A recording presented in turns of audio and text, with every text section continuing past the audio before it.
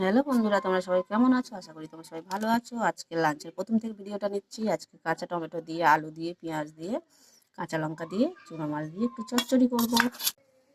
আর এখানে লোটে মাছ, একটু এই যে পেঁয়াজ, রসুন, টমেটো, কাঁচা লঙ্কা দিয়ে এটা শুধু একটা ঝাল করব।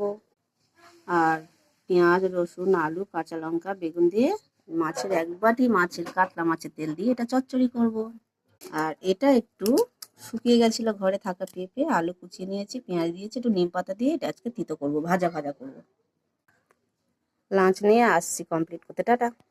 হয়ে গেছে মাছের তেল চচ্চড়ি, আর হয়ে গেছে মওলা মাছ দিয়ে কাঁচা টমেটো চচ্চড়ি। আর এই দেখো আমার লোটে মাছটাও রেডি হয়ে গেছে, কমপ্লিট নিম তিতো, নিম পাতা দিয়ে ভাজা। তো দেখো খেতে বসে গেছি। এটা লোটে মাছ, এটা মাছের তেল, এটা নিম পাতার তিতো, এটা কাঁচা টমেটো চুনো মাছের চচ্চড়ি। লোটে মাছটা সেই স্বাদ। টাটা।